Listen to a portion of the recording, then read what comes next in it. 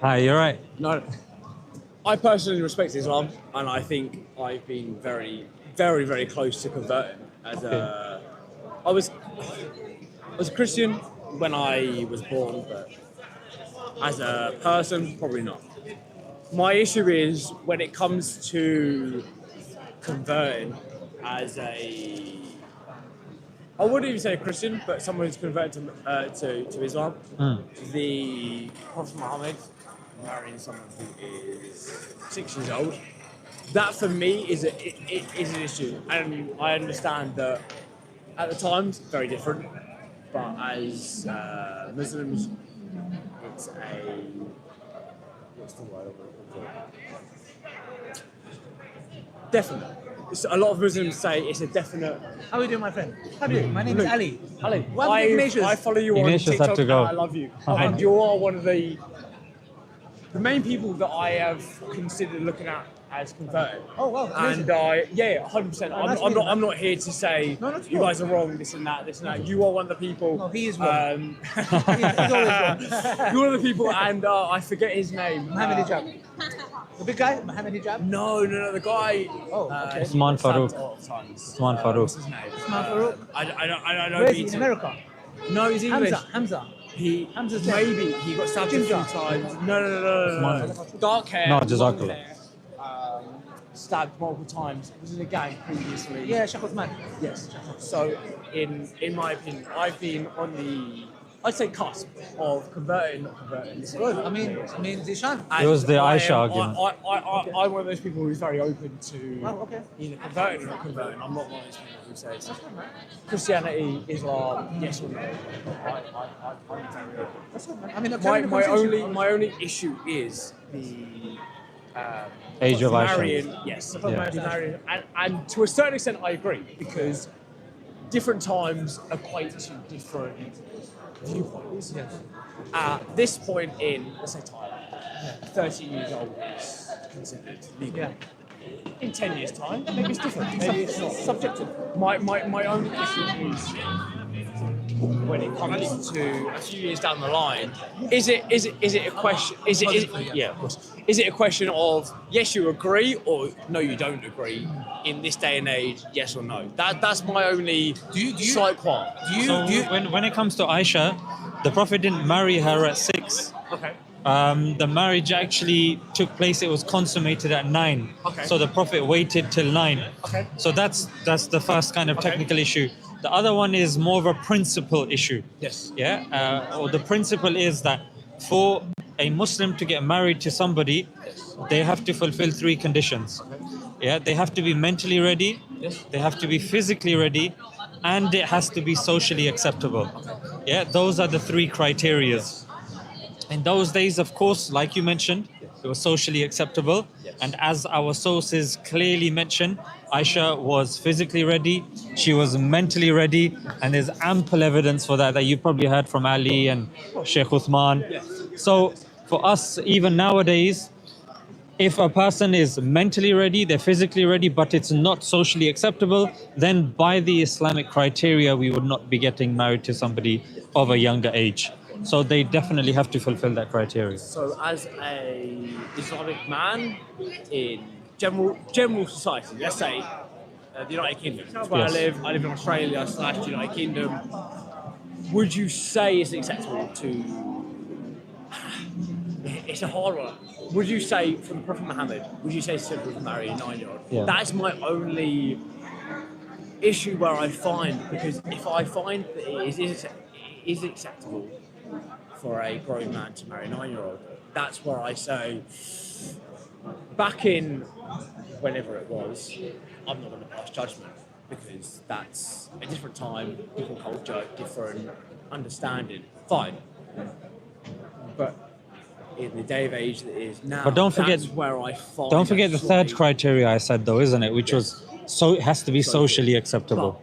But regardless of the social aspects, from an Islamic standpoint, is it acceptable? If you were in a, let's say for example, we're in the UK and there was no age restriction, from an Islamic standpoint, is it acceptable? Okay. Because I personally find it as back in whenever it was, we can't pass judgment. Christianity has its own issues. Islam has Judaism has its own issues. From back then, of course it does. Every single religion has its own issues from those times because it was a very different time. Yeah. But from this day and age, I got you. It's a good question. Is So it you're acceptable? saying, yeah. So is it acceptable today? So let's go through the criteria. Today, I was a primary school teacher for 6 years. Yes. So I know I was a year 5 teacher, and I could see obviously year 5s, year 6s at their maturity levels. Kids are not ready for marriage by the age of 11. They're not mentally ready. Yes. They're not mentally ready. Physically, an argument could be made because obviously there's peer-reviewed evidence to suggest that maturity can start occurring from the age of 9. But it has to, all three of them need to be taken into consideration. And let's look at the way society is today. You cannot look after a family if you are 10. Yes. Let's be realistic. In fact, pre-industrial revolution, there was no concept of childhood. Because in certain societies, my friend, what would happen, even in certain countries today, they do not have this luxury of allowing the kids to just play because they are literally surviving hand to mouth. And if I may interject, course. I said that I was in Thailand for 6 months, and in that time I experienced 10-year-old boys. Obviously, Muay Thai is a very prominent thing in their culture, and at 10 years old you are not expected to, but it's somewhat known that as 10 years old you are the one providing for your family. Yeah. You're taking on these fights and you are providing and things like that, and that's my issue. But when I look at, and I think Islam on the general aspect is a beautiful religion, and I genuinely believe that. But my issue is finds on the extreme side. Don't get me wrong, I agree that on the extreme of either end of any religion, any culture, any belief system, it's going to be warped in terms of my mind. But when I see the likes of certain groups going to the extreme of women can't talk in certain situations, children at the age of 9 are acceptable to marriage. Where I see those extremes is where I personally feel that is hard to get behind from a personal level. And I think that if it was a more, and that's from where I've grown up, it's very different. But I think that is very hard for me to understand as a 9-year-old is acceptable or allowed to make their decision in certain situations. And I personally feel like as a 9-year-old, 10-year-old, 11-year-old, 12-year-old, even up to, I would personally say 16, it's hard to make those decisions for yourself. I would even say till, like 20. Yeah. Some people even older. So that's why I'm saying Islam takes all situations into consideration. If a person is not mentally ready, they shouldn't be getting married. It's as simple as that. Like, you have to be mentally ready, you have to be physically ready, and it has to be socially acceptable. Now, over here, our social norms are different. Our lifestyle is a bit different. However, in certain jungles, in certain forests, in certain, closed off communities, they're socially acceptable, they're physically ready, and they're mentally ready, then of course Islam has to cater for everybody. It's not just going to cater for us here in the West. And I think that's where I make a distinction is we can all look back at hindsight and say X years old it was acceptable in X year and that's okay. Yeah. But I think it's acceptable. But I think this day and age with everything we know I'm a software engineer and I believe in science and things like that, and I think there's not an overlap, but I think there's a crossover where you look at the science and you look at the social norms, and I think that's a big thing for me. Is at 9 years old I look back and I think I wasn't ready to make certain situations. At 14, I personally feel like I was ready. So yes, there's discussion for social norms in terms of is 18 necessary, is 12 necessary, is 11 necessary, is 15 necessary. You said your name Jamie, right? Luke. So Luke, let's look at the facts. So there's a statistic, it came out in the paper, I posted it on my social media. 85% of underage marriages in India are being conducted by Hindus. In America, majority of the underage marriages are being conducted by Christians. If you actually look at the percentage and the probability, not probability, but the amount of Muslims actually conducting underage marriages comparatively is very low. In fact, if you were to go to any imam and say, can I marry a 9-year-old? He's going to say no. And why? Because we have a very simple three-pronged approach.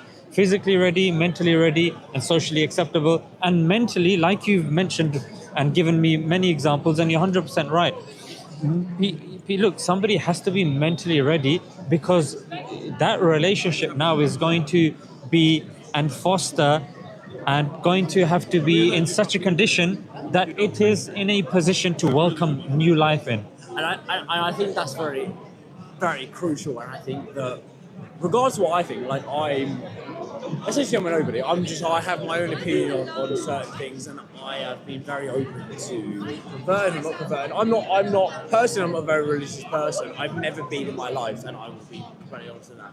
In the last few years, I've been more open to not just Islam views, but also Christianity. I think that there's a place in society for cultures and values, whether that's Islamic or it's Christianity or Judaism or whatever it is. But I think there's a strong place for whatever it is.